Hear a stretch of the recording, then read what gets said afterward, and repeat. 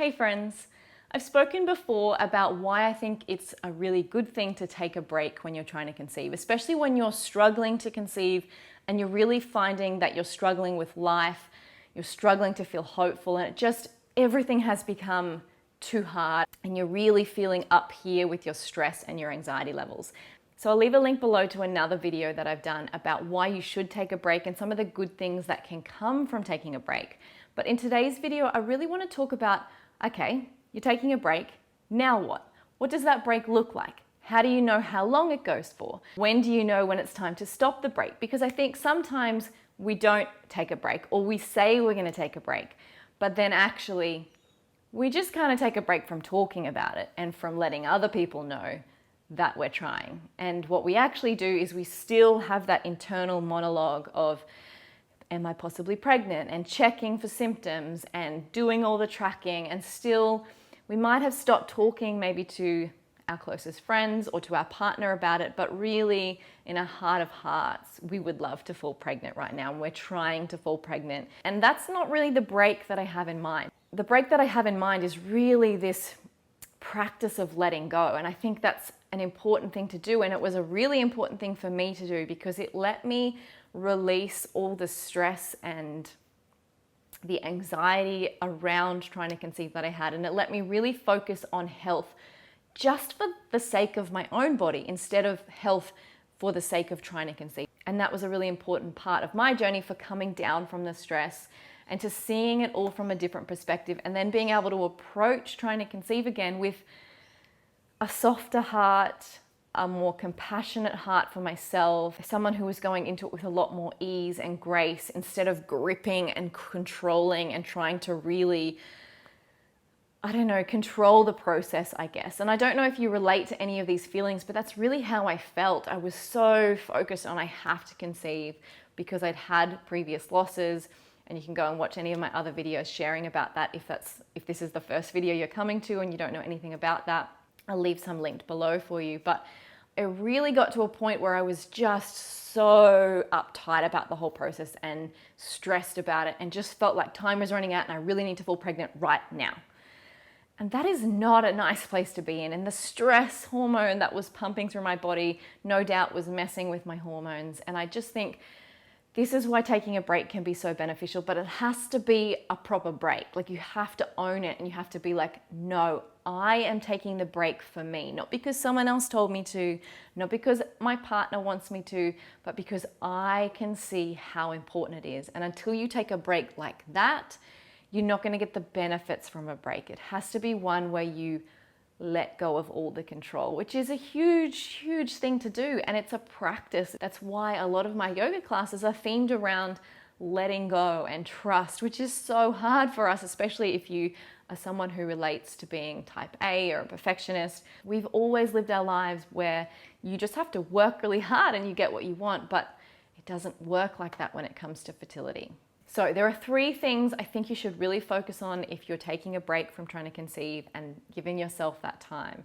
And the first one is around your health. And I want us to shift our perspective away from health to make sure we're fertile to health to make sure we feel good. And really doing the work to value your body because it takes you through your days. It lets you live your life. It is the vessel for your soul. It is the part of you that is able to show physical love to your partner, perhaps to your other children, to your loved ones. We need to come to a place where we can value this body for what it does for us and for how it lets us live our lives. And this is not going to be something that I'm going to be able to solve for you like that. I know for me, love for my body was really wrapped up into appearance. I have a history of eating disorders in my late teens and early 20s, and I had mostly unpacked that through my earlier pregnancies. So my first 2 very normal, very uneventful pregnancies. I had come to a place where I did value my body more for what it could do, but I found as I started to go through my fertility journey and I lost 3 babies that I started to hate my body because it looked pregnant but wasn't pregnant.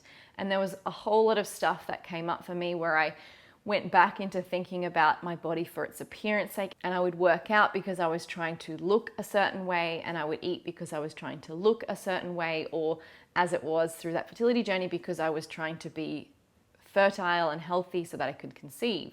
So when we decided to take our break, so I took a break for about 8 or 9 months, it was probably the first time in my life where I wasn't trying to get healthy to look a certain way, where I wasn't trying to be healthy because I was pregnant, or trying to be healthy because I was trying to be pregnant. And it took a lot of work, especially mindset work, to get to a place where I could eat because it would make me feel good.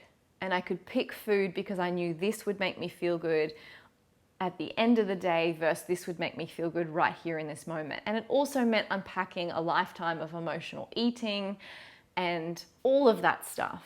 But during that time that we took the break, I really invested a lot of time and money into seeing naturopaths and acupuncturists, and also my counselor, and understanding what I was putting into my body and what I was doing with my body and what actually made me feel good, and really focusing on things like sleep and movement. This is when I really started practicing yoga around my cycle instead of just trying to do strong yoga all the time and then feeling guilty when I was doing something restorative or gentle. And I really tapped into my own energy levels and listening to my body instead of listening to all the noise out there. And I really started to notice that I just felt better. I would be less fatigued, less cranky, less bitchy during that premenstrual phase because I'd taken care of myself in the other phases of my cycle. It was, and it still is, a really important part of how I take care of my health, not to conceive, not to look a certain way, but to feel good in my body and to live life in the way that I want to live it. Like, instead of looking at food as like, oh, that's going to make me fat, I look at food and think, oh, that's going to give me the energy to run around this afternoon with my kids when I know my energy is probably going to be lagging. And it's a totally different mindset shift, and it's one that potentially takes a long time to unpack. But I think it's really important for true health, not just health that is addressing a certain aspect of life, which is not holistic at all. If you would like to learn more specifically about moving to do with your cycle and yoga around your cycle, I'll leave some links below for some fertility yoga classes around the different stages of the cycle. I also have some more general classes around the different stages of the cycle if you are currently on a break and you don't want to hear any of that fertility talk. So the second thing I want you to do is I want you to write that happy list. I have spoken about the happy list countless times, and I came up with the idea after our third loss, and I was truly, truly feeling broken. Like, I didn't know how I would ever feel happy again. I was just like, I don't know what has happened, why it's happening to me, and where I even go from here. Like, how do I get up tomorrow knowing that I now have more babies who have passed away than babies I'm holding in my arms? And if you don't have any babies in your arms and that has triggered you, I am truly sorry, but that was my experience at the time. And I was broken, and I felt like I'm never going to feel happy again. And then in one of my journaling sessions, I've spoken about this before, I would journal every morning, and I still do. I came up with the idea that if I wanted to feel happy, I might need to just go through the motions at first and get back into doing things that made me feel happy until eventually, hopefully, those feelings would come with the practice. So I wrote myself a happy list. And this happy list was not massive things. So some of them were as simple as get new linen for our bed, because there's nothing better than crisp, fresh, new sheets and a new doona cover to make you feel comforted and cozy when you're feeling sad. And some of them were reading a book every month or picking up a new fiction book. Some of them were going on a date night. They were not massive things, but they were all things I'd stopped doing when I'd become so obsessed with trying to conceive, when everything had been put into doing things to make sure I conceived this month. And maybe you can relate to that. Maybe you've started planning your entire life around trying to conceive and you've stopped doing the things that make you feel good, whether that's going for a run. I know a lot of women reach out saying they no longer do the running that used to make them so happy because they've heard it's not good for trying to conceive. And it's this negative cycle of we let go of all the good stuff. Maybe it's having a glass of wine with your partner on a Friday night. All those tiny little things that make you happy, planning a holiday, planning a night away, I want you to do these things, put them on your list and commit to at least doing once a week, preferably something every day. Remember, they don't have to be big, keep them small so they're achievable every day.